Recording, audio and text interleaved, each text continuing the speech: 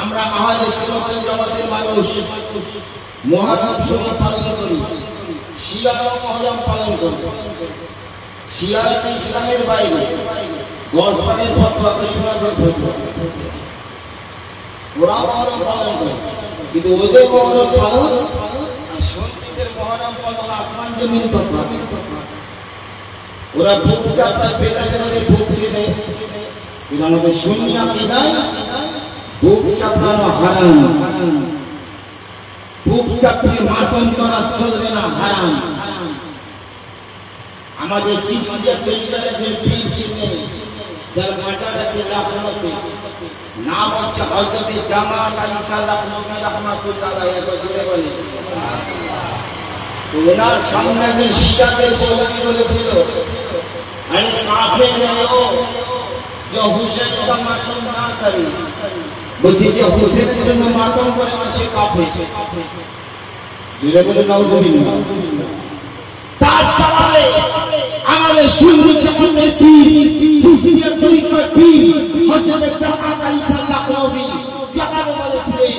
আরে শিয়া শোন, কাফের है वो जो इमाम हुसैन को जिंदा ना जाने और हम जिंदा जाबित के लिए मातम नहीं करते। सुभान अल्लाह। ये বলছে যে মাতম করে না সে কাফের নয়, বরং কাফের হচ্ছে ওই ব্যক্তি যে ইমাম হুসেনকে জিন্দা মানে। আমরা ইমাম হুসেনের জিন্দা, আর আমরা জিন্দা মানুষের জন্য বুক চাপড়ে মাতম করি না। একবার জোরে বলে সুবহানাল্লাহ। দুই রকম আমার রাসূলুল্লাহ আগমন দিবসকে কেন্দ্র করে বিশ্বের সুন্নি মুসলমানরা আনন্দ পালন করে, জালসা করে, জুলুস করে, মিলাদ করে, খানা পিনা করে, ফাতিহা করে, মিষ্টি বিতরণ করে, শরবত মানুষকে পান করানো হয় ইত্যাদি। কিন্তু নবীর যেহেতু মৃত্যুই নাই, তাই নবীর ইন্তেকালকে নিয়ে আমরা শোক পালন করি না। একবার জোরে বলে বিশ্বের চারটি মাযহাবের সুন্নি জামাত, হানাফি, শাফিঈ, মালিকি, হাম্বলি, চার মাযহাবের সুন্নি জামাত। চার মাযহাবের উলামাদের ফতোয়া হলো নামাজ পড়া যেমন ফরজ, রোজা রাখা যেমন ফরজ, হজ করা যেমন ফরজ, যাকাত দেওয়া যেমন ফরজ, আমার নূর নবী প্যারা নবীকে জিন্দা নবী বেনে দেওয়া মুসলমানদের জন্য ফরজ আকিদা। একবার জোরে বলে, আরে জোরে বলে সুবহানাল্লাহ। নবীকে জিন্দা নবী বলে করা ফরজ আকিদা। একটা দলিল শুনে আল্লামা ইমাম জুরকানি রাহমাতুল্লাহ আলাইহি তার কিতাবের মধ্যে লিখছে, কি লিখছে? মায়া পাওয়াই হলো বলে কত সুন্দর কথা লিখছে। ওয়ালা উলামানা لا فرق بين موته وحياته عليه السلام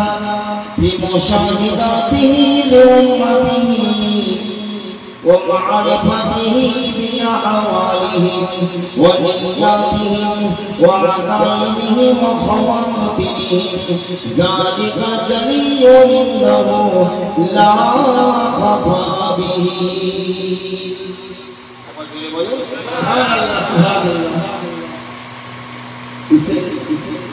উনি নিজের কথা বলছেন না, আমাদের সুন্নাত জামাতের উলামা ওয়ালা উলামা আমাদের উলামা ने फरमाया, আমাদের উলামাই কেনা করেছে, কি বলেছে? লা ফারকা বাইনা মাউতিহি ওয়া হায়াতিহি আলাইহিস সালাম। আমার নবীর জীবনের মধ্যে আর ইন্তেকালের মধ্যে কোনো পার্থক্য নাই। সুবহানাল্লাহ সুবহানাল্লাহ। লা ফারকা, কোনো ফারাক নাই। নবীর জীবনেও যেমন ছিলেন, ইন্তেকাল করার পরেও তেমন। তারপর কি লিখছে? ফি মুশাহিদাতিহি লিউম্মাতিহি তিনি তার সমস্ত উম্মতকে দেখতেছেন। সুবহানাল্লাহ। পৃথিবীর পশ্চিম প্রান্তে, পূর্ব প্রান্তে, মধ্য প্রান্তে, দক্ষিণ প্রান্তে গোটা বিশ্বে নবী যখন আল্লাহ নবী নবতের নজরে সমস্ত উম্মতকে পরিদর্শন করছে। শুধু দেখছেন না, আবার কি দেখেন? ওয়া মা'রিফাতিহি বিআহওয়ালিহিম ওয়া নিয়াতিহিম, এবং আল্লাহর নবী সমস্ত উম্মতের অবস্থাগুলো দেখছেন, তাদের অন্তরের নিয়তগুলো দেখছেন। নিয়তগুলো জানেন না, কে কি নিয়তে দুনিয়াদারিতে ঘুরছে? রাসূলুল্লাহ ওয়া আযামিহিম ওয়া খাওয়াতিরিহিম। এই মেদিনীপুরের মুসলমান আযামিহিম কাকে বলে শুনুন, আসমুন কাকে বলে শুনুন। আপনি অন্তরের মধ্যে যে চিন্তাটা করেন, ওই চিন্তাটা যদি স্থায়িত হয়, ওই চিন্তাটা যদি অন্তরের ভিতর অনেকক্ষণ থাকে, তাকে বলে আযাম। আর খাতির কাকে বলে? যেমন প্রাণীর মধ্যে বুদবুদ ওঠে, সঙ্গে সঙ্গে বুদবুদ নষ্ট হয়ে যায়। মানুষের অন্তরের ভিতরে, মানুষের মনের ভিতরে তাৎক্ষণিক যে চিন্তাটা আসে, শর্ট করে একটা কথা মনে হলো, শর্ট করে অন্তর থেকে চলে গেল, একে বলে খবর।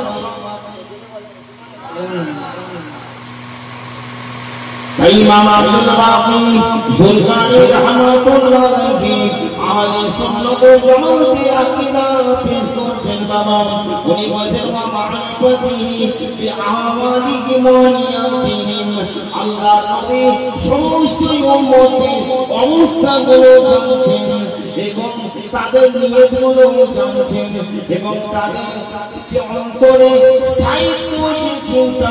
অনেকক্ষণ যে চিন্তাগুলো করে, ওই চিন্তাগুলো নবী জানেন। তাৎক্ষণিক ক্ষণিকের জন্য চিন্তাটা যে মনের ভিতরে উদয় হয়, ওই ব্যাপারটাও রাসূলুল্লাহ জানে।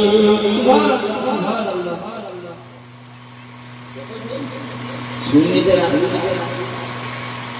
যালিকা জামিউন ইনদাহু লা খাফাবি, যেগুলো সবই আল্লাহ নবীর কাছে পরিষ্কার, একটা জিনিস নবীর কাছে গোপন নাই। আকীদা আমাদের আছে না? এই জোরে সরে বলবেন, গাউস পাকের যদি এত প্রমাণ হয়, পীরেদের পীর মেরেদের মিল, আহা আমার গাউস উনি তার কাসিদার মধ্যে লিখেছেন নিজের বাবা, আমামিনা শুহুরুম আও দুহুরুম তামরু ওয়া তানকাবি ইল্লা আতানি। আমার গাউস পাক বলেন এমন কোন জামানা নাই, এমন কোন মাস নাই যে মাসের মধ্যে, জামানার মধ্যে পৃথিবীর বুকে কি ঘটনা ঘটবে আমি আব্দুল কাদের জিলানী জানি না। তার মানে পৃথিবীর মধ্যে কোথায় কি ঘটনা ঘটবে, প্রতি মাসে মাঝে কি ঘটনা ঘটবে আমি আব্দুল কাদের জিলানী সেটা জানি।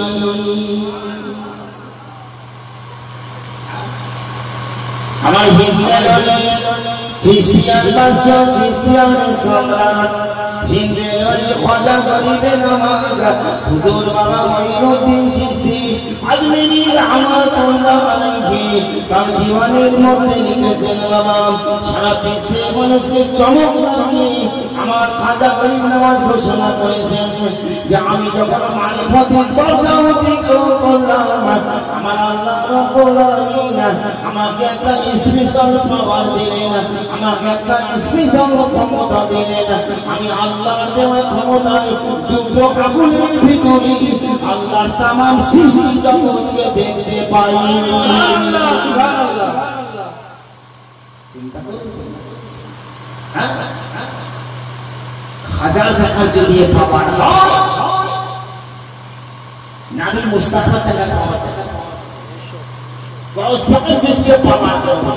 আমার হোসেন পাকের পাওয়ার কত মাওলা আলী পাকের পাওয়ার কত হ্যাঁ আর মাওলা আলী পাকের যদি এত পাওয়ার হয় আমার প্যারা রাসূলের পাওয়ার কত উম্মত का জাতিয়া तो नबी का आलम क्या है गुलाम का आलम तो आका का आलम क्या है प्यारे मुसलमान आज से नबी সম্পর্কে আজকাল কলকাতায় চলছে আপাতত ভক্তি করে নবী নামে চুমু দিন হ্যাঁ কত সুন্দর লাগছে নবী নামে চুমাইতে অসুবিধা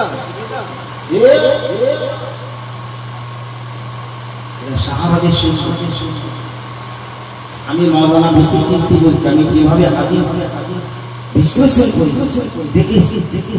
সেইদিন আসরের শাফিঈ থেকে শুরু করে হযরত ওমর ফারুক উসমান গনি শেরে খোদা মাওলা আলী মুশরিক কুশাম সালমান ফারসি আবু হুরায়রা হযরত আনাস আবু উবাইদা ইবনে জাররাহ সকলে নবীর নাম শুনে চুমা দিলেন ইমাম হাসান ইমাম হুসাইন জান্নাতের সন্তান নবী নাম শুনে চুমা দিলেন তুমি কপাতার বলবি না লোকের কাছে ফতোয়া জারি করে যে নবী নামে চুমা দেওয়া চলবে না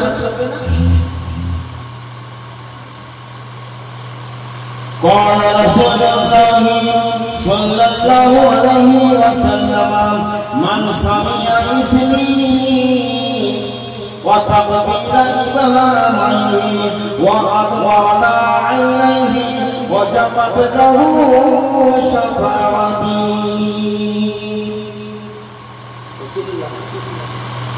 من سمع اسمي নবী বলছেন যে আমার নামটা শুনলো وتقبل إبهامه তার পাতায় দুই ফিদা করে চুমা দিল তাকওয়া ওয়াদা আইনাহি তারপর দুই চোখের মধ্যে বলে নিল ওয়াজাবাত লাহু শাফাআতি ওই ব্যক্তিকে সুপারিশ করা ওই ব্যক্তিকে শাফাআত করা আমি নবী আমার জন্য ওয়াজিব হয়ে গেল সুবহানাল্লাহ উসুলে হাদিস কি নাই হচ্ছে বেমান বলছে নবী নবী সুমানে আছে কাকে হাদিস হ্যাঁ আল্লামা ইমাম বদরুদ্দিন আইবি শারে বুখারী উমদাতুল কারি কিতাবের মধ্যে শরীফ সংস্কৃতির হাদিস এনেছেন এখন জোরে বলে মুসনাদুল ফিরদাউস খবর পাতি কিতাবে হাদিস বর্তমান বেশুমার দিকে বিভিন্ন সনদের সাথে এই হাদিস নবী বলছেন আমার পবিত্র নাম শুনে যে ব্যক্তি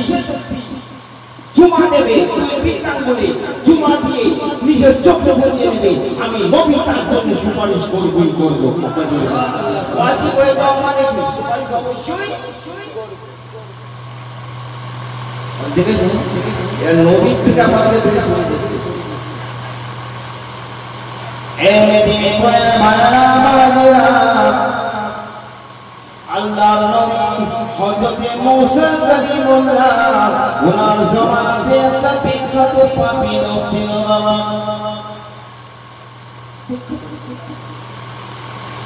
এমন কোন গুনাহ ছিল না এমন কোন পাপ ছিল না যে কাজটা ওই লোকটা করতো না একদিন গ্রামের লোকেরা ওই পাপী লোকটার কাছে গিয়ে বলে ভাই আমরা তোমাকে সাবধান করতে এসেছি আমরা তোমাকে ওয়ার্নিং দিতে এসেছি আজ থেকে তুমি ওই পাপের কাজ করা ছেড়ে দাও কেননা যদি তুমি দীর্ঘদিন ধরে পাপ করতে থাকো তোমার পাপের কাজের উপরে অসন্তুষ্ট হয়ে আমার আল্লাহ যদি আসমান থেকে বালা মুসিবত নাজিল করে আমরাও ওই বালা মুসিবতে পড়ে যাব তাই তোমাকে ওয়ার্নিং দিচ্ছি আজ থেকে তুমি আর কোনো গুনাহ কাজ করতে পারবে না ওয়ার্নিং কিন্তু ওই মানুষটা কাজ করে এমন অভ্যস্ত হয়ে পড়েছিল গোনার কাছে ছাড়তে পারল না।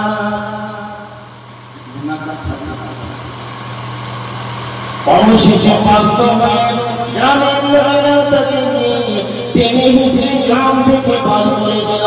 বলে কেউ বেঁধে যাবো আমাদের গ্রাম থেকে, আমাদের গ্রামে তোমাকে আর লাগবো না। তাছাড়া মহাপাপী লোকটা, ওই বড় গুনাহগার লোকটা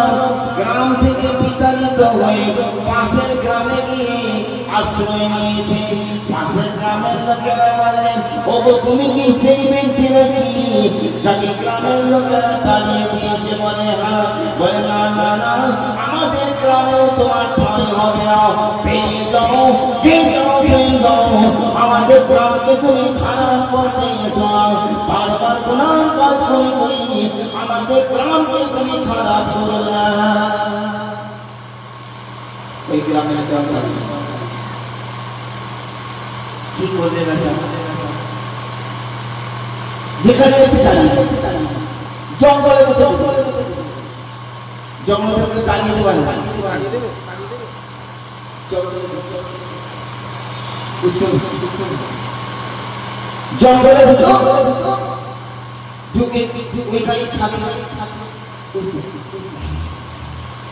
জঙ্গলের ফল খায়, নদীর পানি খায়, এই করে দিন। কিন্তু ভাই আমার কি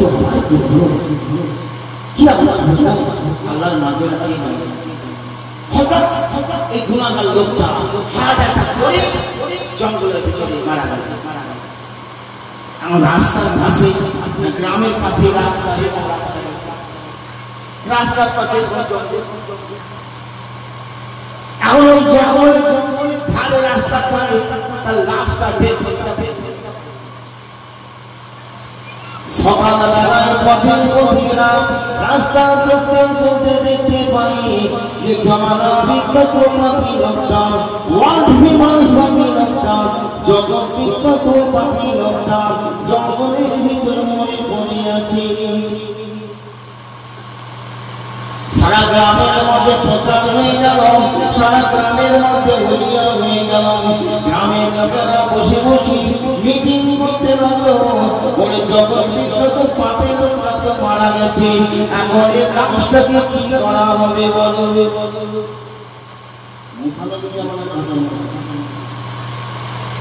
গ্রামের লোকেরা সিদ্ধান্ত নিল, এই এত বড় কোন পাপী মানুষ, এর নামাজ পড়া যাবে না, এর কাফন দাফন করা যাবে না, মুসলমানদের কোন স্থানে একে দাফন করা যাবে না। কিন্তু তারা এটাও চিন্তা করতে লাগলো, যদি ওইভাবে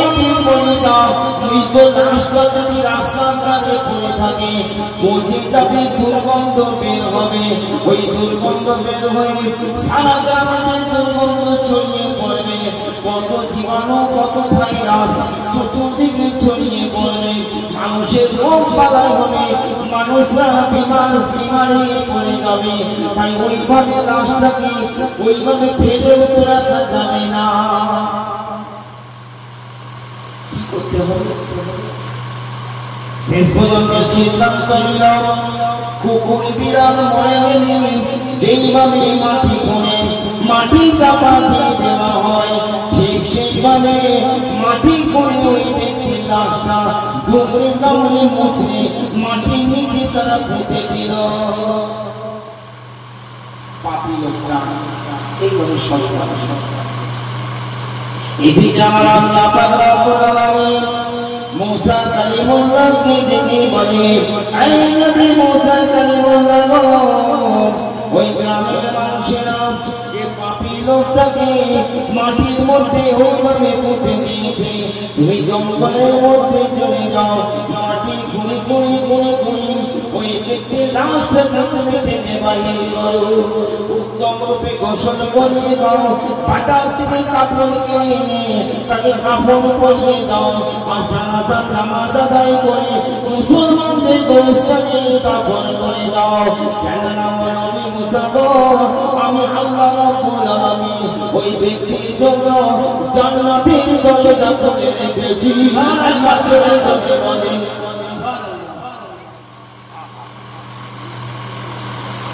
আল্লাহ কি বাবা মুসা সালাম আসছে যে হবে না হবে এত বড় পাপিলো বেহেশতে যাবে জান্নাতে যাবে। আল্লাহর নাম মোশান সেজদায় পড়ে পড়ে আল্লাহর দরবারে কাঁদে, দুটো হাত তুলে আল্লাহর কাছে দোয়া করে, আয় মাবুদ মেহেরবান, তোমার মহিমা বুঝতে পারি না। এই পৃথিবীর জমিনেতে এমন কোনো পাপের কাজ ছিল না, এই পৃথিবীর জমিনেতে এমন কোনো গুনার কাজ ছিল না যে গুনার কাজটা ওই লোকটা করতো না, কিন্তু তুমি আল্লাহ তার জন্য জান্নাতের দরজা খুলে রেখেছো। কি কারণে তুমি জান্নাতি বানালে, এই কারণটা আমি একটু জানতে চাই। আমার আল্লাহ রাব্বুল আলামিন তখন মূসা নবীকে ডেকে বলে, আয় মূসা নবী, ওই বিখ্যাত গুনাহগার মানুষটা, ওই বিখ্যাত পাপী মানুষটা এক সময় জঙ্গলের ভিতর দিয়ে রাস্তা দিয়ে হেঁটে চলছিল, হেঁটে হেঁটে রাস্তা দিয়ে যাচ্ছিল, যেতে যেতে তাকে একটা কাছের ছাল সেখানে পড়ে আছে,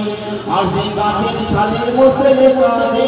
মুহাম্মাদুর রাসূলুল্লাহ। জোরে বলে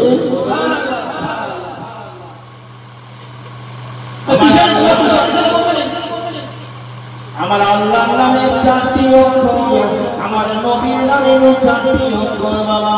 আলিফ লাম লাম হে আল্লাহ, আর মিম হে মিম কাল হচ্ছে মুহাম্মদ। নবী আমার আল্লাহ বলছেন, এ মুসা নবী, ওই গুনাহগার মানুষটা যখন দেখলো কাছের ছাদের মধ্যে লেখা আছে মুহাম্মাদুর রাসূলুল্লাহ, তখন চিন্তা করতে লাগলো, শেষ নবী মুহাম্মদ যিনি এখনো দুনিয়ার বুকে আসেননি, তাই পবিত্র নামখানা এই কাছের কাপড়ের মধ্যে লেখা আছে, কাছের ছাদের মধ্যে লেখা আছে। এইভাবে যদি একটা রাস্তায় বসে থাকে, কত মানুষ হেঁটে হেঁটে হেঁটে কত পা থেকে পা লেগে যাবে, আমার নবীর মুবারক নামে অসম্মান হয়ে যাবে। এই মনে করে সে তাড়াতাড়ি করে ওই গাছের ছাল কাটা গাছের বাগান খানা তুলে নিল, নিজের জায়গায় মিন হে মিম দাল মুহাম্মদ শব্দ লেখা ছিল, ঠিক ওই জায়গায় বারবার চুমা দিতে লাগলো, আর চোখের মধ্যে ঘোরাতে লাগলো। সুবহানাল্লাহ সুবহানাল্লাহ। ও আমার নবী মূসা, আমি যে নবীকে তৈরি না করলে, যে নবী মুহাম্মদকে তৈরি না করলে, সৃষ্টি জগৎকে আমি আল্লাহ বানাতাম না, কুল কায়নাতকে আমি আল্লাহ বানাতাম না। সেই নবীর নামে চুমা দিয়ে, সেই নবীর নামে ভক্তি করে চুমু দিয়ে চোখের মধ্যে বলেছিল বলে আমি আল্লাহ তার জীবনের সমস্ত গুনাহ মাফ করে দিয়ে তাকে জান্নাতি মানুষ বানিয়ে দিয়েছি। সুবহানাল্লাহ সুবহানাল্লাহ। নারে তাকবীর, নারে রিসালাহ, নারে গাউস, নারে খাজা, ইয়া খাজা, নারে তাকবীর। আল্লাহ প্যারে মুসলমান, বনি ইসরাইলের যুগে একজন ফেমাস গুনাহগার,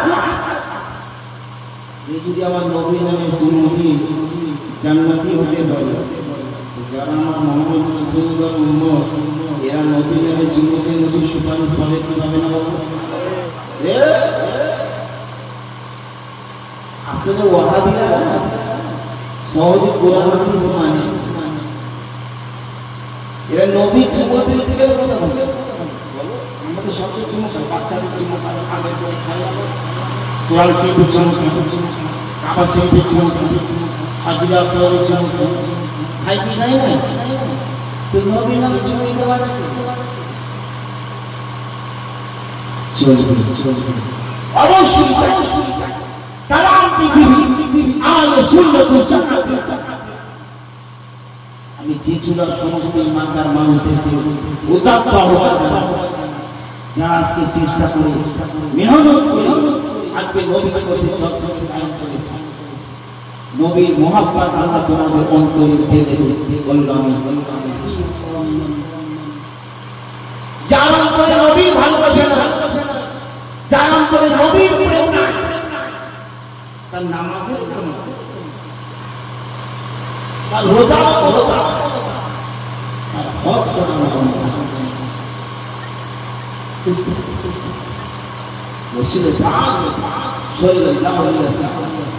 তিনি কত বড় হাজির ও নাজির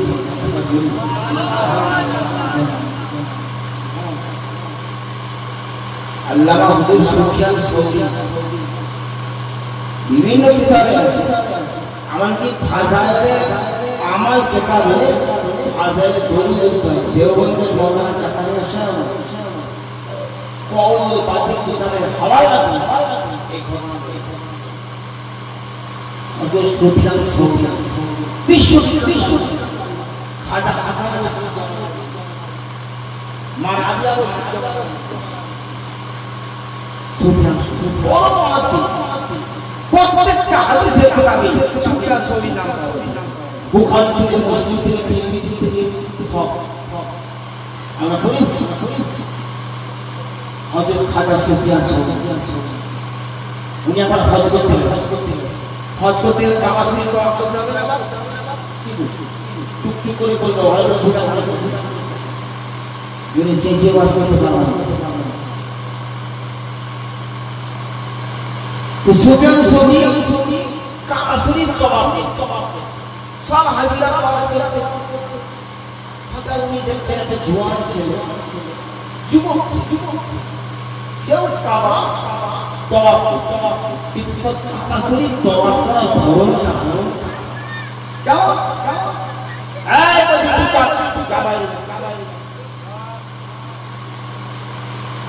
কিছু যুবক কাবা শরীফ তওয়াফ করছে, একটা করে পা বাড়াচ্ছে,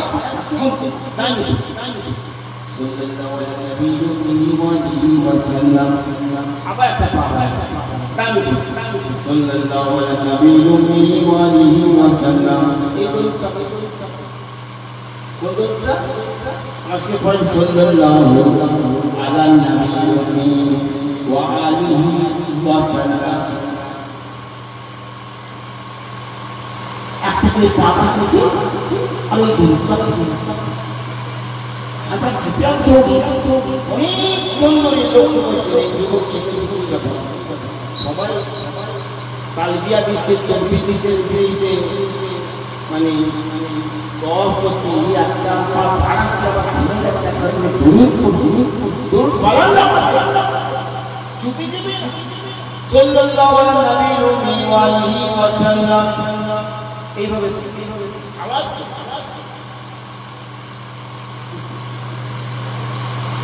ওই যুবক ছেলেটা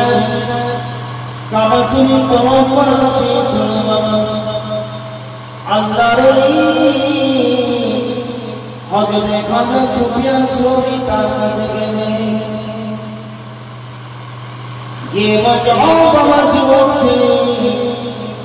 সব হাজিরা কাবা শরীফ তওয়াফ করছে, কিন্তু তোমার কাবা শরীফ তওয়াফ করা ধরনটা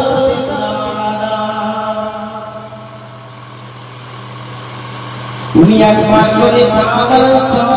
আবার থেমে গিয়ে একবার করে দরুদ পড়ছো সাল্লাল্লাহু আলাইহি ওয়াসাল্লাম, আবার একটা করে পড়ছো, আবার একবার করে দরুদ পড়ছো, এইভাবে দোয়া করতে বাবা আমি কোনো মুসলমানকে দেখিনি, কিন্তু বাবা যুবক ছেলে তোমাকে দেখলাম তুমি এই পদ্ধতিতে দোয়া করছো, এই তরিকাটা তুমি কোথায় শিখলে, এই পদ্ধতিটা তুমি কোথায় শিখলে, তুমি কি নিজেই নিজে আবিষ্কার করেছো নাকি কারো কাছে শিক্ষা পেয়েছো? তখন এই যুবক ছেলেটা খাজা সুফিয়ান সৌরিকে বলছে, কোথায় বাড়ি আপনার? বলে আমার বাড়ি হচ্ছে ইরাকে। বলে আপনার নামটা কি জানতে পারি? তখন ইনি বললেন, আমার নাম হচ্ছে সুফিয়ান সৌরি। সঙ্গে সঙ্গে যুবক ছেলেটা খাজা সুফিয়ান সৌরি হাতে কদমেতে বসা দিলেন। বলে হুজুর আপনি এত মহান আল্লাহ বলে দীর্ঘদিন আপনার নাম কানে শুনেছি, কিন্তু কোনোদিন চোখে দেখিনি। আজকে কামাতে হজ করার বদৌলতে আপনার সঙ্গে আমার দেখা হয়ে গেল। হুজুর আপনি যদি খাজা সুফিয়ান সৌরি না হতেন, তাহলে আমি আমার এই পথ করার পদ্ধতির নামটা বলতাম না। আপনার মতো মহান আল্লাহর ওলি আপনাকে না বলে থাকতে পারবো না।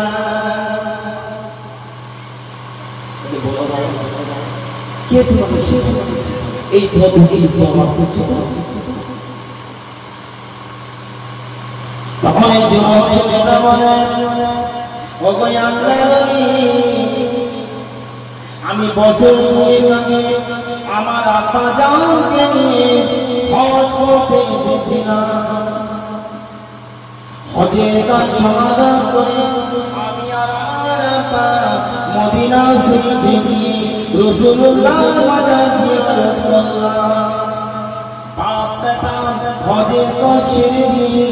আমরা বাপ বেটা যখন মরুভূমির রাস্তা ধরে দেশের বাইরে ফিরছিলাম, বহু দূর পথ যাওয়ার পর মাঝপথে যাওয়ার পর আমার আব্বার শরীরটা খুব অসুস্থ হয়ে গেল। আমি আব্বাকে নিয়ে খুব পেরেশান হয়ে গেলাম, আব্বাকে নিয়ে খুব চিন্তায় পড়ে গেলাম। কি হবে? কেউ কোথাও নাই, আমি একা ছোট ছিলি, আমার আব্বার সেবা শুশ্রূষা কি করে করবো? একটা খেজুর গাছের তলাতে, ওই খেজুর গাছের তলায় বসে বসে আব্বার আমি সেবা করতে লাগলাম। কিন্তু দুঃখের ব্যাপার, আমার আব্বাকে বাঁচানো গেল না। আল্লাহর হুকুমে পথের মাঝখানে মরুভূমির রাস্তায় আমার আব্বার ইন্তেকাল হয়ে গেল।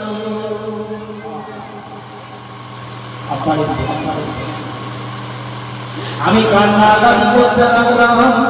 আর আমার বাপের পিঠ বড়িটা নিয়ে, আমার বাপের লাশটা নিয়ে আমি ছোট ছড়িয়ে কি করব?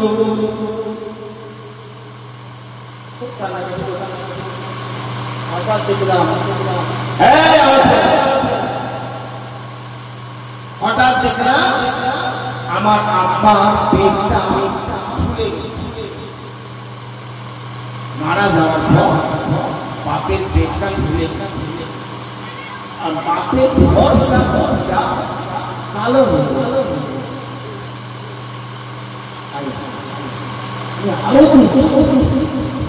এত বাপ মারা গেছে, আমার আব্বার পেটটাও ফুলে গেল, মুখটাও ভালো হয়ে গেল। এই থেকে আমি কান্নাকাটি শুরু করে দিলাম। ভগবান শুনুন, এমন সময় হঠাৎ আমি আসমানের দিকে চেয়ে দেখি যে মদিনা শরীফের দিক থেকে একটা সাদা মেঘ উড়ে উড়ে উড়ে উড়ে এসে ওই আসমানের মধ্যে ঠিক আমাদের মাথা বরাবর থেমে গেল। আমি ওই মেঘের দিকে তাকিয়ে থাকলাম, মেঘের দিকে চেয়ে দেখলাম, হঠাৎ দেখলাম মেঘের ভিতর থেকে একটা জ্যোতির্ময় মহাপুরুষ, একজন নুরানি চেহারার মানুষ, একজন জ্যোতির্ময় মহাপুরুষ আবির্ভূত হয়ে আসমান থেকে সোজা আমাদের সামনে হাজির হয়েছে। সুবহানাল্লাহ, সুবহানাল্লাহ। উনি হাজির হয়ে আমার মারা যাওয়া আব্বার মুখের মধ্যে তার পবিত্র হাতখানা বুলিয়ে দিলেন, আর পেটের মধ্যে হাত বুলিয়ে দিলেন। পেটটা সমান হয়ে গেল, আর আমার আব্বার মুখটা আগে চাইতে উজ্জ্বল হয়ে গেল। এই করে উনি চলে যাচ্ছেন, আমি তখন বাহু দিয়ে তাহলে আটকে বলে বলছে হুজুর এই বিপদের কারণে এই মুসিবতের সময়তে আপনি কে পরিচয় দিয়ে যান আপনি আসমান থেকে নিচে নেমে আপনি মেঘের ভিতর থেকে আবির্ভূত হয়ে এই জায়গায় হাজির হয়ে আমার পাপকে সাহায্য করলেন আপনি তখন উনি আমার হাতটা ধরে বলছে তুমি আমার পরিচয় জানতে চাইছো শোনো আমি অপর কেউ নয় প্রতিদিন যত কাজটা করাই থাক তোমার আব্বা প্রতিদিন আমার উপর 100 বার দরুদ শরীফ পড়তো আমি হচ্ছি সেই নবী মুহাম্মদুর রাসূলুল্লাহ জোরে বলেন কোথায় লেখা ছিল অন্য কিতাবে হাওয়ালা করা নবী কি সব ভাষায় হাওয়ালা ভাষায় দরুদের অধ্যায় ভালো না এবারে কি বোঝা গেল নবী হাজির নাজির কি নবী ইচ্ছা করলে হাজির হতে পারেন কি পারেন তো আর ওই উম্মতের ওই অবস্থা ঘটেছে নবী মদিনা থেকে চাল নিয়ে নবী আবার জোরে বলেন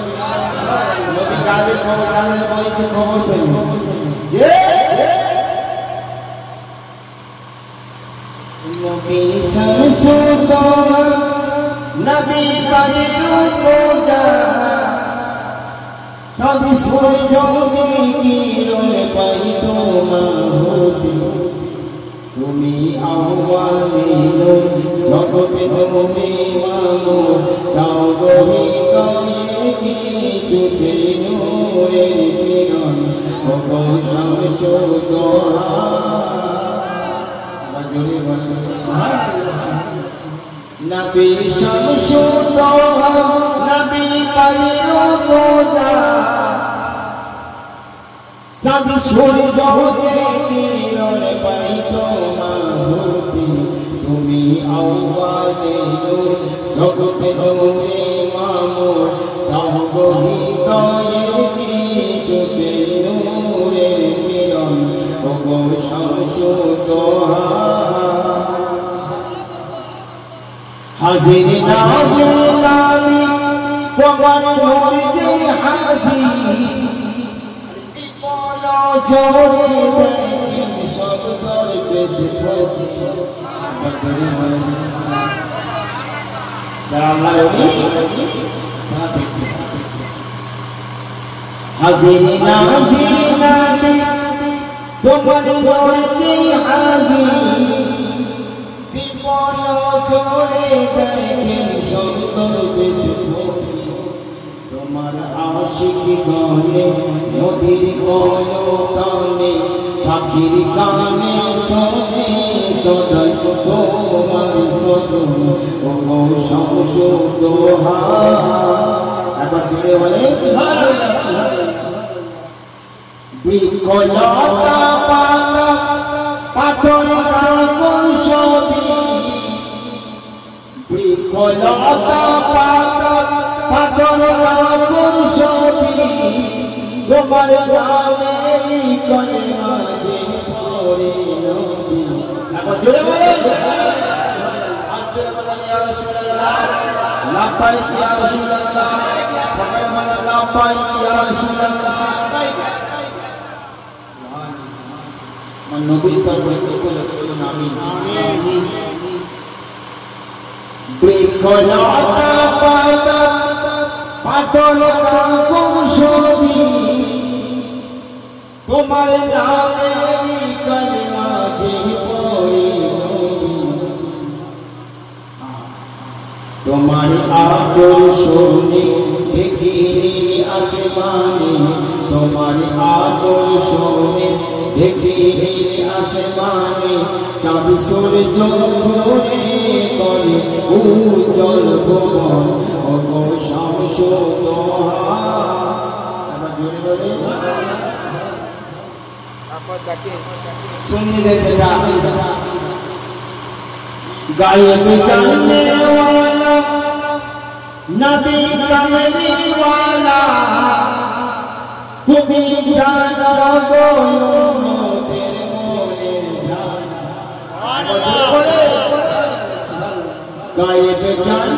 वाला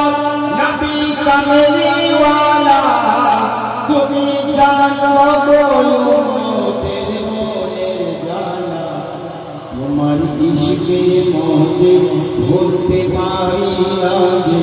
तुम्हार इश्के मौजे भूलते पारी आज व्याकुल हाल कोसी सदाई झराई ओ गो शामशुदोहा ओ नबी शामशुदोहा नबी बलिरो मोजा चाबी सूर्य जे किरण पाई তোমা হুদি তুমি আওয়ালে নূর জগতে নবী মামু দাও হৃদয়ে কিছু সে নূরের কিরণ ও গো শামসুদোহা আবার জোরে বলুন সুবহানাল্লাহ আমার নবী दीवाना जे हमें नबी दीवाना सेभाবে আল্লাহ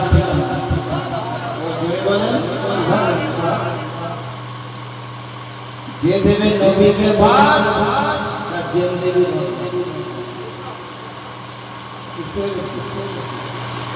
আহলে সুন্নাত ওয়াল জামাত জিন্দাবাদ নবীকে ইশক মহব্বত নবীর পাওয়ারকে কাটাকাটি করবে নবীকে যে মর্যাদা দিয়েছে এই পাওয়ারকে নারায়ণতা করতে গিয়ে অস্বীকার করবে কারণ দেনে ওয়ালা আমার আল্লাহ লেনে ওয়ালা সুবহানাল্লাহ আর আমরা পেয়েছি कौन देता है देने को पूछे আমার আলা হযরত আজিমুল ফজল মুজাদ্দিদ ইবনে মিল্লাহ ইমাম আহমদ রাজা কাদেরি প্রগতি রহমাতুল্লাহ আলাইহি বলছে আরে কোন দেতা है देने को मुंह चाहिए देने वाला ही सच्चा सुभान अल्लाह सबसे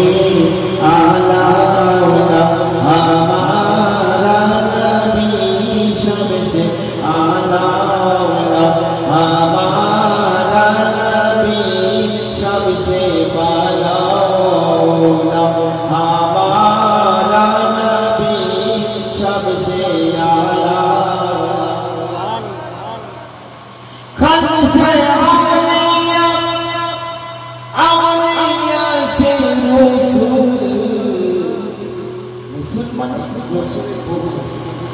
खालसे आवलिया से रसूल से आला है हमारा नबी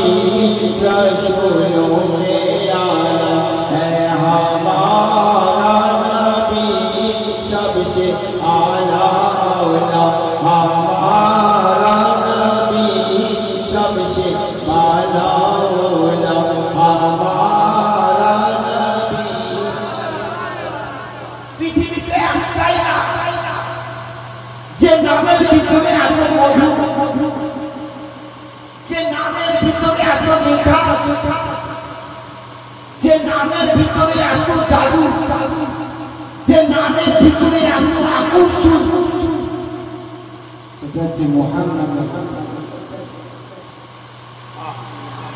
আমার নবী আমার কথা বলছি না বাবা কিতাবে বলছি পৃথিবী বড় বড় ইসলামী বিশেষজ্ঞ বুদ্ধিজীবী তার চিন্তা ভাবনা করে গবেষণা করে শেষমেশ রায় দিয়েছে মুহাম্মদ নামের চাইতে মধুর নাম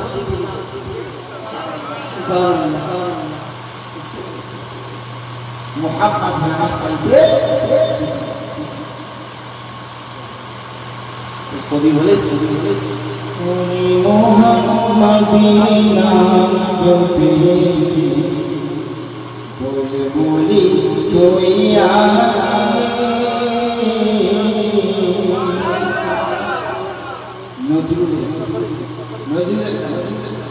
মোহাম্মদী নাম জপেছি বুলবুলি তুই আগে তাই দিলে তোর কণ্ঠের গান তাই দিলে তোর কণ্ঠের গান এতই মধুর লাগে ওরে এতই মধুর লাগে মুহাম্মাদের নাম জপেছি বুলবুলি তুই আগে। কবির ভাবনা দেখে গোলাপ ফুলটা দেখে বলছে ওরে গোলাপ নিরিবিলি তুই নবীর কদম ছুঁয়েছিলি ওরে গোলাপ নিরিবিলি তুই নবীর কদম ছুঁয়েছিলি তার কদমে খুশবু গিরে তার কদমে খুশবু গিরে তোরি আদরে লাগে দেখি তোরি আদরে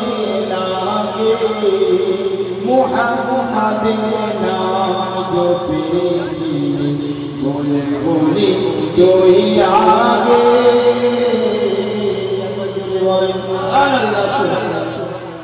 ওরে তুই কি প্রথম জমেছিলি নবীর কদম ওরে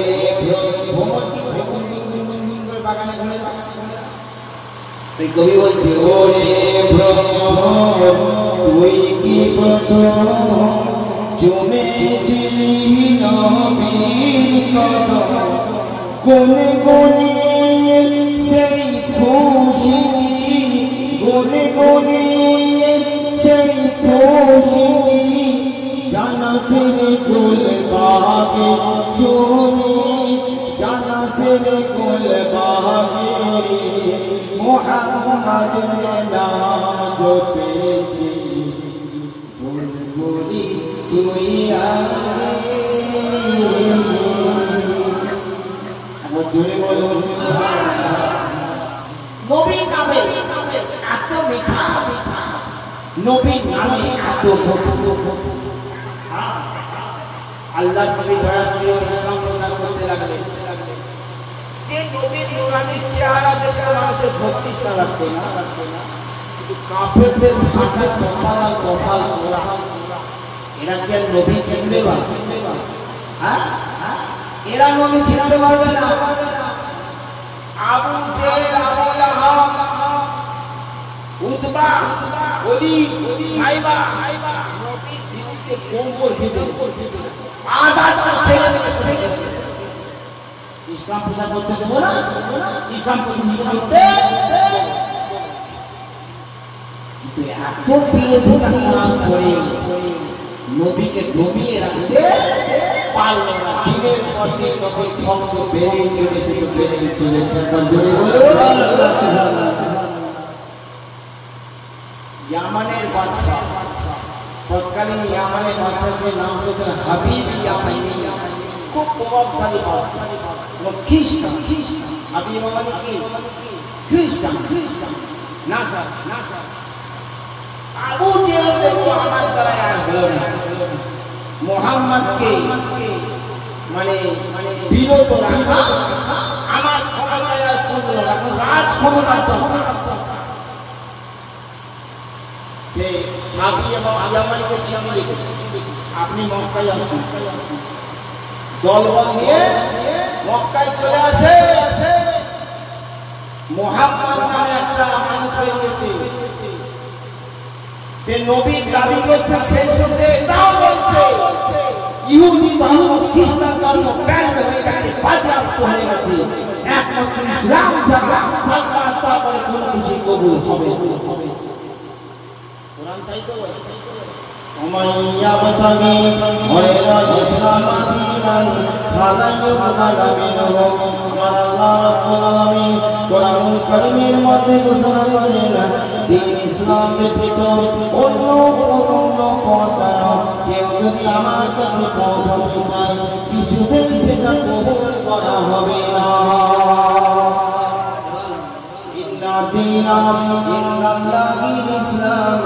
আল্লাহর কাছে মনোনীত ধর্ম হলো ইসলাম। আল্লাহর নবী বিদায় হতে দিয়েছেন, আল্লাহ পাক সেই আয়াত নাযিল করলেন। আমার নবী লক্ষ্য করে কোরআন শরীফে আয়াত নাযিল করলেন, আল-ইয়াওমা আকমালতু দীনাকুম ওয়া আতমামতু নি'মাতি ওয়া রাদিতু লাকুমুল ইসলামা দীনা। আমার নবী গো, আমি আজকে দিনকে পরিপূর্ণ করে দিলাম, আমার নিয়ামতকে পরিপূর্ণ করে দিলাম, আর ইসলাম ধর্মের প্রতি আমি আল্লাহ রাজি হয়ে গেলাম।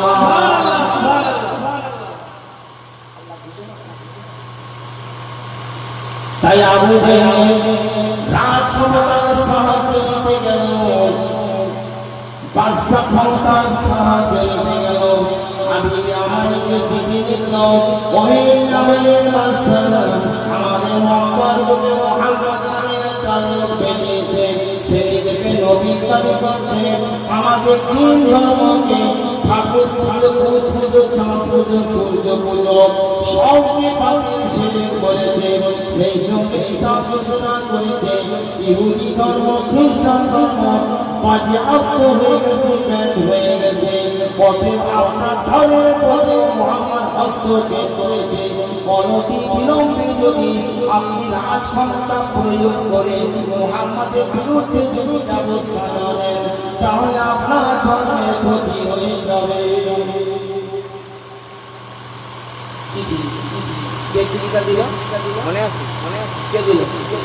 আবু জেহেল নবীর এক নম্বর শত্রু। হাবিবে আমানি চিঠিতে পানি থেকে বেরিয়ে পড়ল, বেশ কিছু লোক চলে এলো আবু জেহেলের কাছে। আবু জেহেল আমার নবীর কাছে লোক পাঠালো, আমার নবীর কাছে লোক পাঠিয়ে বলল, তিনি আমাদের বাদশা হাবিবে আমানি এসেছে, তোমার সঙ্গে কথাবার্তা বলতে চাই, ধর্ম বিষয়ে তোমার সঙ্গে আলোচনা করতে চাই, তুমি একটু হাবিবে আমানির সঙ্গে দেখা সাক্ষাৎ করো।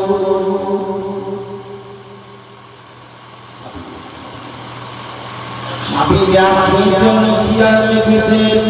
আমার নবীর জন্য কোনো চেয়ার রাখা হয়নি। এত বড় বিশাল, এত বড় শয়তান নাপাক, এত বড় কাফের বাচ্চা কাফের ওই আবু জেহেল আমার নবীর জন্য কোনো চেয়ার রাখেনি। তৈরি হয়ে গেল, তৈরি হয়ে গেল, হাবিবে আমানির জন্য সুন্দর সুন্দর বানিয়ে রেখে দেওয়া হলো। হাবিবে আমানি ইয়ামানের বাদশা ও তার সিংহাসনে বসে গেল। এমন সময় আল্লাহর নবী, দয়ার নবী, আপনার আমার মায়ার নবী, নূরের নবী, ইয়া হাবিবে আমানি শুনে দেখা করবেন বলে আসবেন। এমন সময় হযরত আবু বকর সিদ্দিক আমার রাসূলকে গিয়ে বলেন, নবী গো, আমি আপনাকে একলা যেতে দেব না,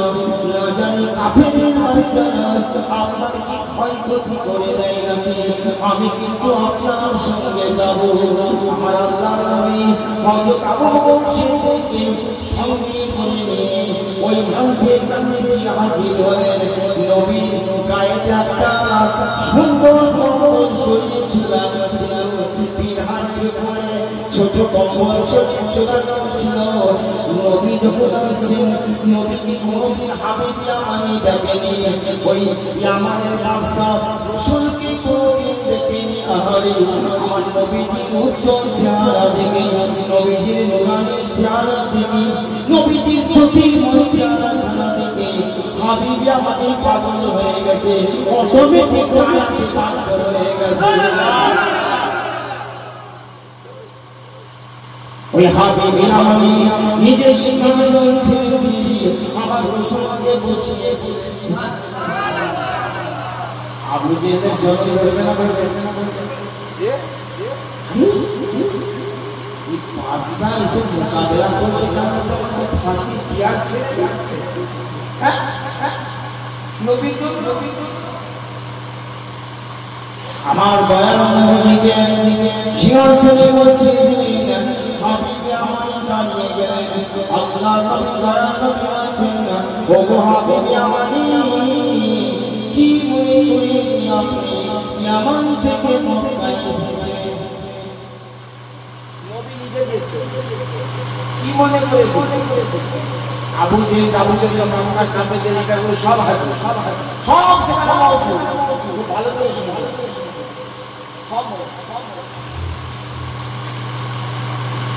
হাবিবে আমি বলছেন আমি যেখানে আছি না কেন সেটা আপনাকে পরে ব্যক্ত করব আপনাকে আমার একটা কথা বলার আছে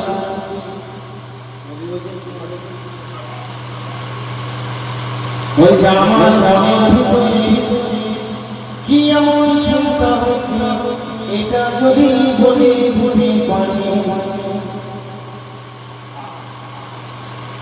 তাহলে আপনাকে আমি নবী বলে মেনে নেব সুবহানাল্লাহ সুবহানাল্লাহ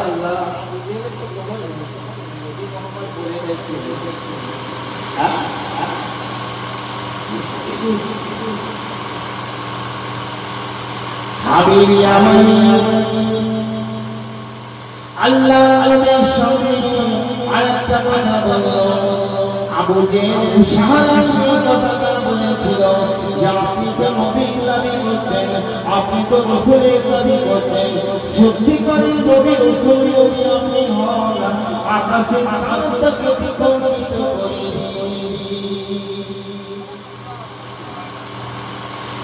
আল্লাহ নবী দয়াল নবী ওই সময় দাঁড়িয়ে পূর্ণিমার রাত ছিল ওই পূর্ণিমার চাঁদের দিকে লক্ষ্য করে আল্লাহ আমার দয়াল নবী নিজে আগুন কণা বানিয়ে দিয়ে এইভাবে কেটে দিয়েছিলেন কেটে দেওয়ার সঙ্গে সঙ্গে দেখা গেল দুদিকে চাঁদটা দুই খণ্ড হয়ে দুই দিকে ঢলে পড়ে গেল আবার নবী বললেন দুটো হাতেই ভাবে বললেন চাঁদ আবার জোড়া লেগে গেল এই মেদিনীপুরের বাবাজিরা ভাইরা শুনলে বড় আশ্চর্য হলেন এই বিংশ শতাব্দীর জামানাতে কম্পিউটারের জমানাতে সোশ্যাল মিডিয়ার জমানাতে এই যুগের বৈজ্ঞানিকরা সায়েন্টিস্ট যারা বড় বড় সায়েন্সদান যারা বৈজ্ঞানিক যারা তারা বলছে চাঁদের গিয়েছে নাকি তিনজন নীল আমস্ট্রং চাঁদে গিয়েছি এইরকম চাঁদ থেকে ঘুরেছি তারা তথ্য দিয়েছে চাঁদের মাঝখানে একটা ফাটা ধাপ আছে এই যে বৈজ্ঞানিকরা তথ্য দিয়েছে কোনো এক সময় চাঁদটা ঝলকানো হয়েছিল সেটা কার দ্বারা নবীর পক্ষ দিয়ে বলে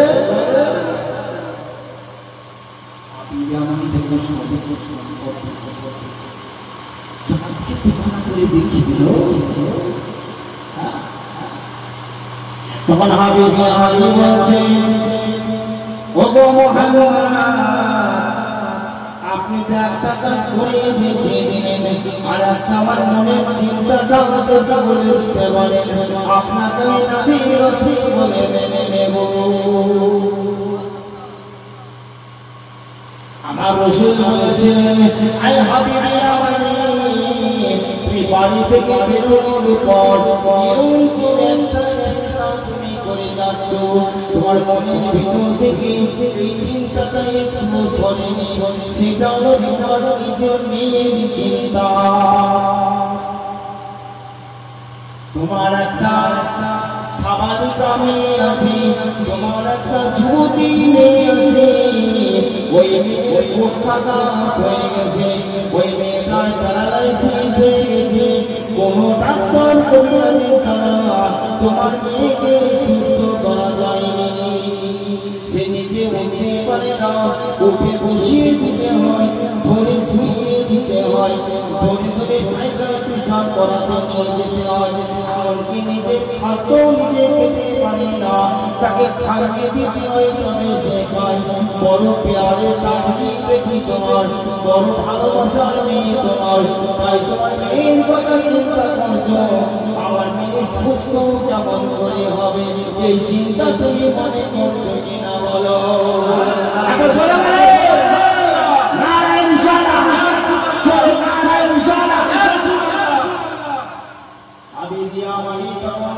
নিজের ডান হাত ওই শয়তান আবু জেহেলের সামনে মক্কার কাফেরদের সামনে আমার নবীর সামনে দাঁড়িয়ে দিলেন হুজুর গো আমি আর নাশানে থাকবো না আপনি আমাকে এই মুহূর্তে কলেমা পড়িয়ে মুসলমান বানিয়ে দিন আমার জন্য বলুন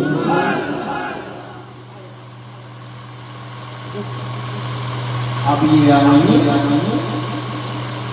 Allah Musulman Abu Jahal mana kita kami orang Hanus bagi sifat hifazat वो sama वो menjadi istri Ayo cepat kita belajar ini পৃথিবীর কোন অশুভ শক্তি ক্ষমতা নাই সেই পার্টিকে ভোট দিয়ে দিন এই কথা ঠিক কিনা বল নবীর ইজ্জতকে বাঁচিয়ে নবীর সম্মানকে বাঁচিয়ে দুনিয়ার মানুষ সেটা কমাতে পারবে না হাবিবি আমানি মুসলমান হয়ে গেল হাবিবি আমানিকে নবী বললেন ও হাবিবি আমানি তুমি জলদি করে নিচে এসে ফিরে যাও তোমার মেয়েকে অবলম্বন করো তোমার মেয়ের অবস্থা দর্শন করো হাবিবি আমানি বাড়ি চলে গেল বাড়ি চলে গিয়ে ভোরবেলা বাড়ি পৌঁছেছে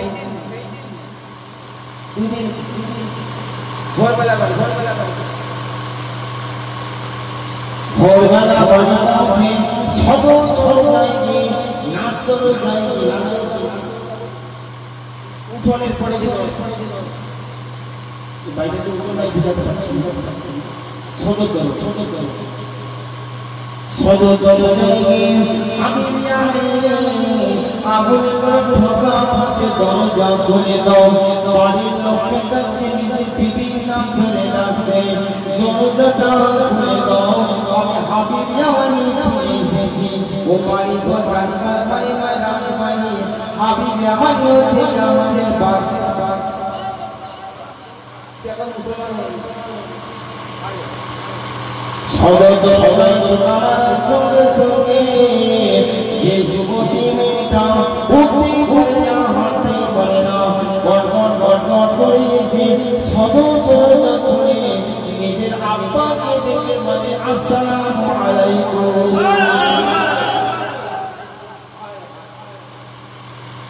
আসসালামু আলাইকুম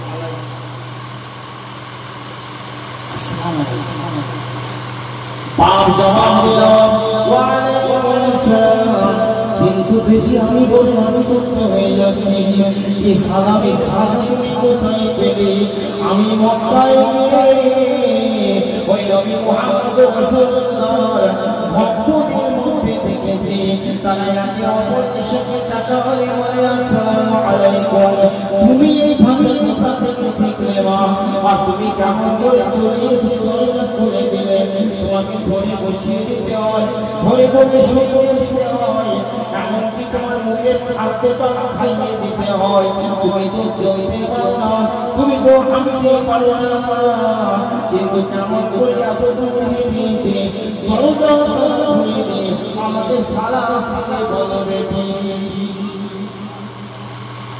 কি করে সম্ভব হলো মেয়ে তখন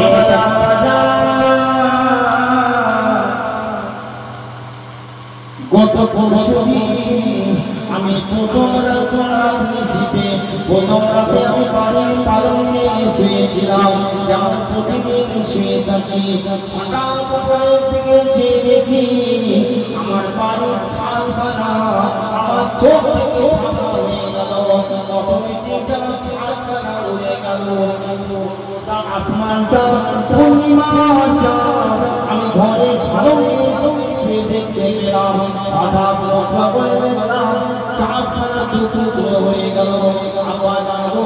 পরশুদিন সে দেখলাম ওই চাঁদটা টুকরো হয়ে গেল, আবার কিছুক্ষণ পর চাঁদটা চলা লেগে গেল। পরক্ষণে দেখলাম উপর থেকে জ্যোতির্ময় একজন মহাপুরুষ কালী কালী গাইবে, কালো কম্বল শুকিয়ে গাইবে, দূর থেকে হাত মেরে বলছে বেটিয়ে তোর আব্বা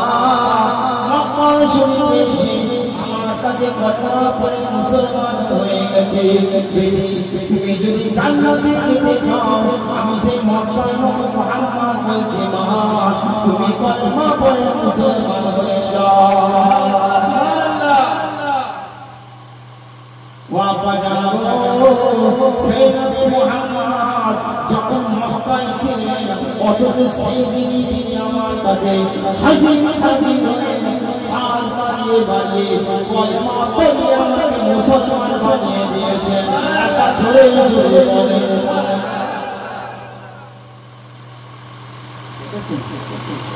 রাসূলুল্লাহ সাল্লাল্লাহু নবী হাজির নাজির নয়, নবী গায়েবের খবর জানেন না, নবী অন্তরের খবর জানেন না।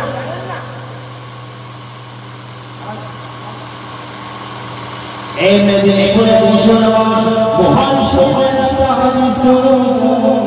আমার নবীজির একজন বিখ্যাত সাহাবী নাম হচ্ছে হযরত হুযায়ফা রাদিয়াল্লাহু তাআলা আনহু। হুযায়ফা নাম করা সাহাবী, নবীর কাছে নবী মদিনা অনেক দূর বাড়ি, নবী বাড়ি মসজিদে নববী, কিন্তু প্রতি ওয়াক্তে নামাজ এই মসজিদে নববী শেষে নবীর পিছনে আদায় আর জোরে বলেন সুবহানাল্লাহ, আর জোরে বলেন সুবহানাল্লাহ। প্রতি নবীর একদিন আসরে নামাজ পড়ে হযরত হুযায়ফা নিজের বুড়ি মায়ের কাছে চলে গেছে। নিজের বুড়ি মাকে ডেকে বলে ও আমার আম্মা জান, আজকে আমি মাগরিবের নামাজটা রাসূলুল্লাহর পিছনে পড়তে যাচ্ছি। মা বড় আশ্চর্য হয়ে গেছে, আশ্চর্যের জন্য কারণ তার কথা প্রতিটা নবীর পিছনে নামাজ পড়তে যায়, এ তো কোনো নতুন কথা নয় বাবা। প্রত্যেক দিন প্রতি ওয়াক্তে আমার নবীর পিছনে নামাজ পড়তে যায়, কোনোদিন আমাকে বলে কই যায় না। আজকে আমাকে বলে কই যাচ্ছে ব্যাপার কি? এই হুযায়ফার বুড়ি মা হুযায়ফাকে জানে বলে ব্যাপারে আমার রাসূলুল্লাহর পিছনে নামাজ পড়া, এ তো তোমার প্রত্যেক দিন জানবা। কোনদিন তো তুমি আমাকে বলে যাও না, আজকে আমাকে গোপন করে বলে যাচ্ছ ব্যাপারটা কি? হুযায়ফা আম্মা জান, আজকে একটা বিশেষ উদ্দেশ্য নিয়ে আমি নবীজির দরবারে যাচ্ছি মা। আজকে মনে মনে নিয়ত করেছি যে মাগরিবের নামাজের পর আমি রাসূলুল্লাহর কাছে অনুরোধ করে বলবো, বিনয় করে বলবো যে ইয়া রাসূলুল্লাহ ইয়া হাবিবাল্লাহ, আমার জীবনের গুনাহগুলো আর আমার মায়ের জীবনের গুনাহগুলো আল্লাহর কাছে বলে করে সব মাফ করিয়ে দিন। সুবহানাল্লাহ সুবহানাল্লাহ। মাগো তোমার জীবনের গুনাহগুলো নবীজিকে বলে করে মাফ করিয়ে নেব, এই জন্য তোমাকে বলে যাচ্ছি মা। মা বলে বাবা হুযায়ফা, এ তো তোমার উত্তম পরিকল্পনা বাবা, এ তো তোমার ভালো নিয়ত বাবা। যাও যাও বেটা, জলদি করে চলে যাও, আমার রাসূলুল্লাহকে বলে করে আমার গুনাহগুলো মাফ করিয়ে নিও। সুবহানাল্লাহ সুবহানাল্লাহ। কি রাসূল কি হযরতে হুযায়ফা রাসূলুল্লাহর মসজিদে, ওই মসজিদে নববীতে চলে গেলেন। আমার মাগরিবের আযান হয়ে গেল। আল্লাহর নবী দয়াল নবী 3 রাকাত ফরজ নামাজ পড়িয়ে দিলেন। মগরিবে 2 রাকাত ফরজ পড়িয়ে দেওয়ার পর 2 রাকাত সুন্নাত 2 রাকাত নফল আছে নবীর সাহাবী হযরত হুযায়ফা ওই ফরজ নামাজের পরে সুন্নাত নফল পড়ে চুপচাপ বসে আছে নবীজি সুন্নাত নফল পড়া হয়ে গেলে আল্লাহর নবীকে গিয়ে বলবো যে ও আল্লাহর নবী আমার জীবনের গুনাহগুলো আর আমার মায়ের জীবনের গুনাহগুলো আল্লাহর কাছে করে করে সব করিয়ে দিই এই নিয়ে দিয়ে বুঝা আর এদিকে আপনারা আমার নবীজি কি করছেন আপনারা আমার নবীজি কি করছেন উনি সুন্নাত নফল পড়ে আওয়াবিন আওয়াবিন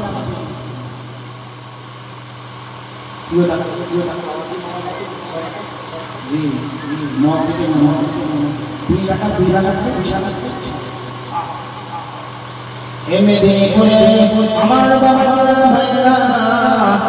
ভালো করে শুনে নিন রাসূলুল্লাহ হাদিস আমার নবীজি হাদিস থেকে বলেছেন যে মাগরিবের নামাজ পড়ার পর দুনিয়ার কথা না বলে আর সঙ্গে কিছু কথাবার্তা না বলে 2 রাকাত করে 6 রাকাত তাওয়াবির নামাজ পড়তে পারবে 12 বছর ধরে ইবাদত করলে যত নেকি হতো কতগুলো নেকি আমার আল্লাহ সে বান্দা বান্দির আমলনামায় লিখে দেয়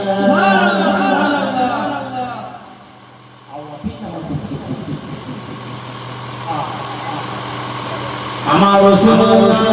আওয়াবিন নামাজে নিয়ত করে ফেলেছেন বাবা হযরত হুযায়ফা চুপচাপ বসে আছে নবীজি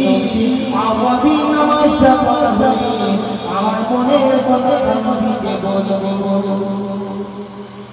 নবী আওয়াবিন নামাজ পড়ার পর তাসবিহ পড়তে শুরু করেছেন শেষ বাকি কি বলা যাবে নবীকে বিয়াদবি হবে নবী পড়ছেন তাসবিহতে দাওয়াত করছেন করতে টাইম হয়ে গেল ইশারা হয়ে গেল এবারে সালাম হবে বাবা হযরত হুযায়ফা আমার নবীজির সামনে বললেন আমি বাড়ি থেকে নিয়ত করেছিলাম যে মাগরিবের নামাজের পরে রাসূলুল্লাহকে কথাটা বলবো কিন্তু আমি এসে দেখছি ইশারা হয়ে গেল ঠিক আছে আমি ইশারা পরে নবীজিকে বলবো এ মদিনার মুসলমান আমার রাসূলুল্লাহ কি অভ্যাস ছিল নামাজ পড়ছিলেন ওই মসজিদে নববীতে ঈশান 4 রাকাত ফরজ নামাজ পড়িয়ে দিয়ে নবীজি আর মসজিদে থাকতেন না তড়িঘড়ি নিজের মহলে চলে যেতেন নিজের বাড়িতে চলে যেতেন সুন্নাত নফল পাইতে পড়তেন না আর বেতের নামাজটা তাহাজ্জুদের টাইমে পড়তেন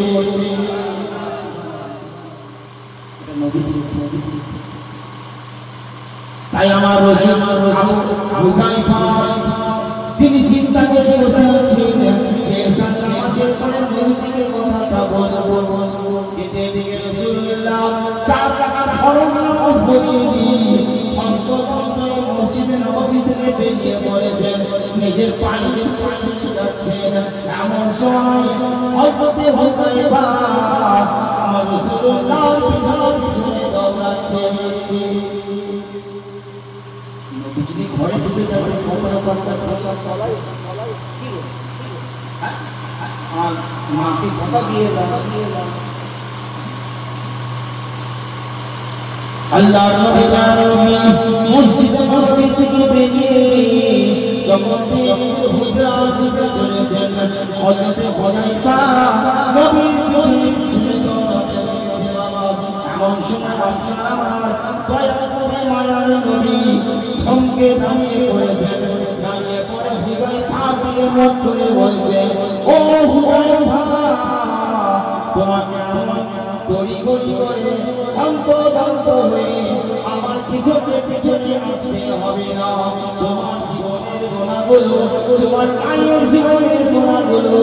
আমি আল্লাহর কাছে পদে করে সব মাফ করিয়ে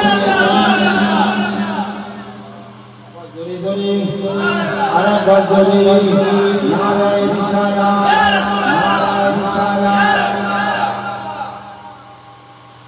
নবী গায়েবের খবর জেনে না হ্যাঁ পুরো পাওয়ার হযরত হুসাইন মনে কথাটা বলা বললেন না কিন্তু নবীজি মনের খবর জেনে তার মনের দিলের তামান্না যেটা ছিল মনের ইচ্ছা যেটা ছিল দরবার ঠিকারে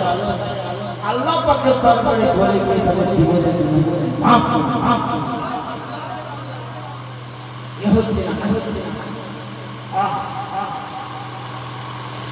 আল্লাহর মদিনা মসজিদে সাহাবাদের মজলিসে বসেছেন এমন সময় একজন ফুটফুরি বুড়ি আমার রাসূলুল্লাহর কাছে এসেছে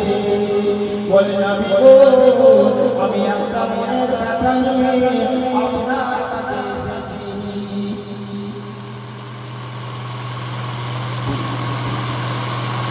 আমার নবী বলছেন ও বুড়া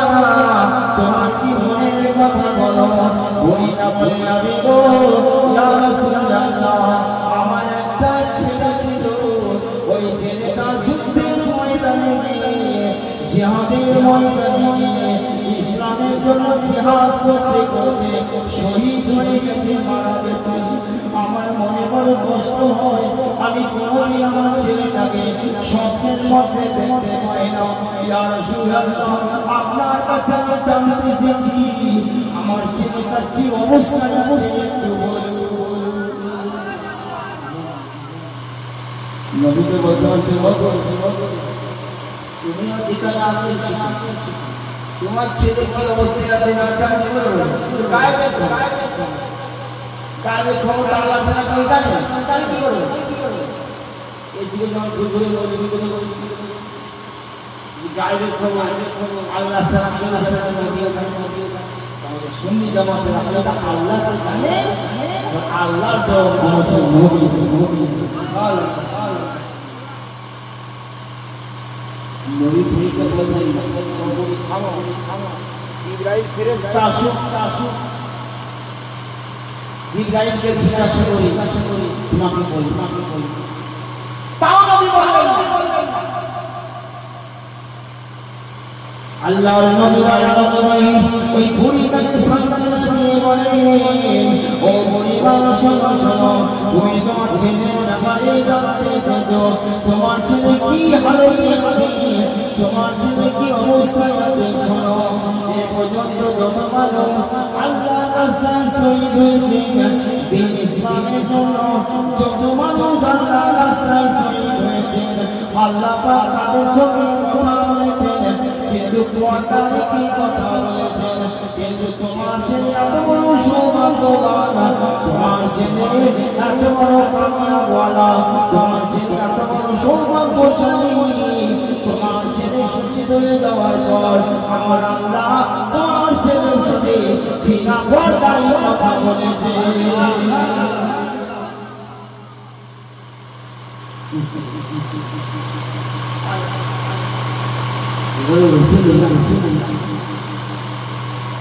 নবীর পাওয়ার নবীর ক্ষমতা ইনকার করা যাবে আবার নবী বলে তাকে যিনি সঙ্গে থাকলে আসমানের খবর বলতে পারেন নবী বলে তাকে যিনি সঙ্গে থাকলে ফেরেশতা জগতের খবর বলতে পারেন যিনি জান্নাতের খবর বলতে পারেন যিনি জাহান্নামের খবর বলতে পারেন নবী তাকেই বলা হয় যিনি জগতে থাকলে খোদার খবর বলতে পারেন নবী সামান্য অবস্থা নবী জেনে নবী সামান্য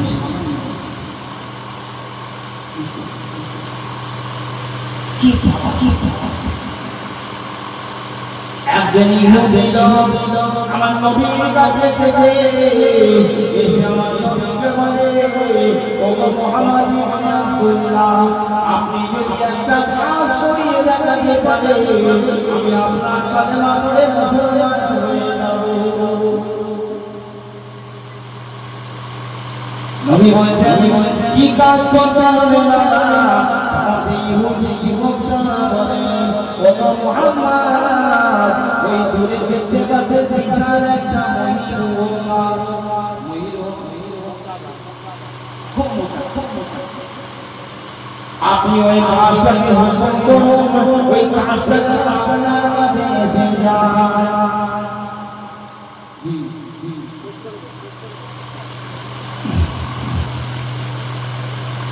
আল্লাহ ও ইহুদি ছেলে আমাকে কাছের কাছে যেতে হবে না তুমি বরং কাছ থেকে গিয়ে বলো যে মুহাম্মদ রাসূলুল্লাহ তোমাকে ডেকেছে আমি ইহুদি যুবক বলছে আমি তো আপনাকে রাসূলুল্লাহ বলে মানি না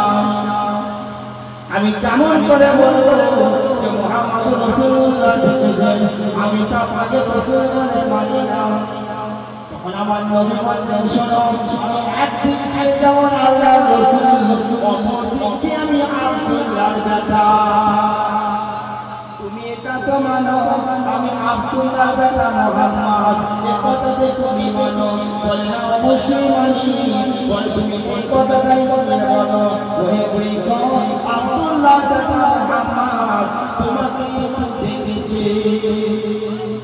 হাদিসে সামনে কাছে চলন্ত হাদিসে লেখা আছে যখন ইহুদি বাচ্চা যখন ওই বলল বৃক্ষটাকে ওই বৃক্ষ আব্দুল্লাহর বেটা মুহাম্মদ তোমায় ডেকেছে সঙ্গে সঙ্গে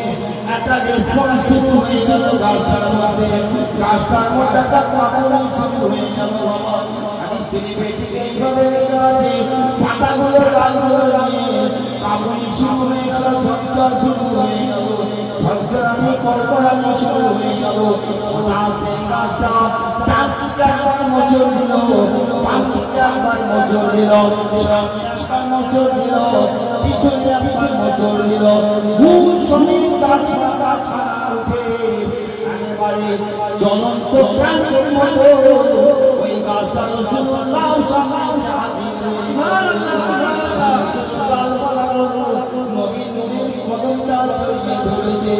ইহুদি যুবক বলে মুহাম্মদ ইবনে আব্দুল্লাহ আমি আর ইহুদি থাকবো না বেশক আল্লাহ রাসূল আমাকে কালেমা পড়িয়ে মুসলমান বানিয়ে দিন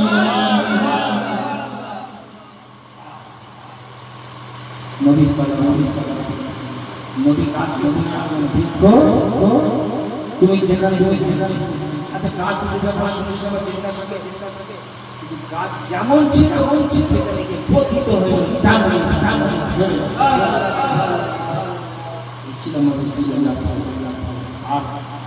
সময় বাড়ানো